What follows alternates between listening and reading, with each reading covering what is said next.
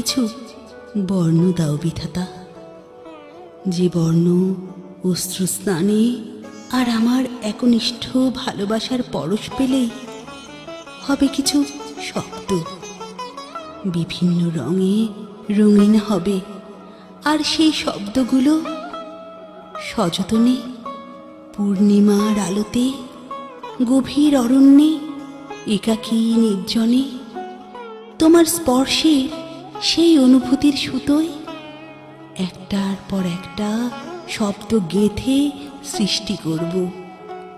আমার সমস্ত সৃষ্টির মাঝে সেরা সৃষ্টি, সেরা কবিতা।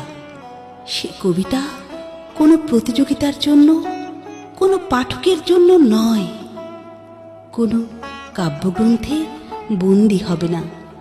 সে কবিতা হবে আমার অন্তরে প্রস্ফুটিত সেই তুমিটার জন্য, যে কবিতা পড়লে আমার তুমিটার হৃদয় ছুঁয়ে যাবে, আমার অন্তরের সমস্ত ব্যথা বেদনার সাক্ষী হবে। লজ্জাবতীর মতো নুয়ে আমি কেন চাপা অভিমানে অগ্রসরমান? বিসর্জিত হৃদয়ের হাহাকারের লোনা জলে সিক্ত প্রেয়সীর অব্যক্ত কথামালার ঝুড়িতে হারিয়ে যাবে। অন্তরের ক্ষতবিক্ষত সাজানো পসরাগুলো এক নিমিষে পড়ে ফেলবে আমার তুমিটা। মম শূন্যতায় তার দুফোঁটা অশ্রু মনের অজান্তে গড়িয়ে পড়বে আমার কবিতার মাঝে।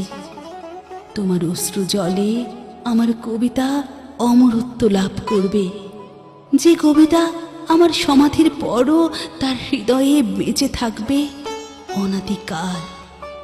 কোষ্টি পাথর ঘষে স্বর্ণের মান নির্ধারণ করা যায়, কিন্তু সন্দিহান ভালোবাসার খাঁটিত্ব পরীক্ষার কোনো যন্ত্র বা নিক্তি আবিষ্কৃত হয়নি বলে আমার তুমিটা কখনো আমায় ভালোবাসা পরিমাপ তার হৃদয় স্পর্শ করেনি। বিরহী রাতের নিঃসঙ্গতায় হাজারো ছোট বড় অজানা স্বপ্ন নিষ্পাপ অন্তরে হারিয়ে যায় নিজস্ব চেতনায়। তৃষ্ণার্ত মরু চোখের চাহনি চাতক পাখির মতো ছটফট করে মনের গভীরে উকি দেবে স্বপ্ন ভেলায়।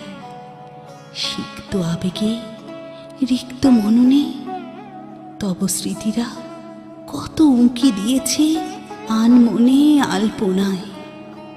হৃদকোণে বহু দ্বিধায় ভেসে দ্বাদশী নিশীথে বোবা অশ্রু ঝরেছে শত বেদনায়।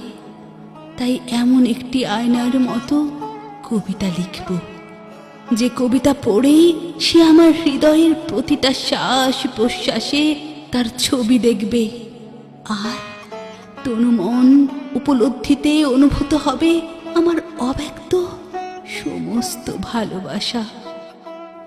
আমি এমন কিছু বর্ণ চাই বিধাতা তোমার কাছে, যা দিয়ে আমার তুমিটার জন্য রচিত হবে অশ্রু কলমে মনের মাধুরী মিশিয়ে প্রেমের শ্রেষ্ঠ কবিতা।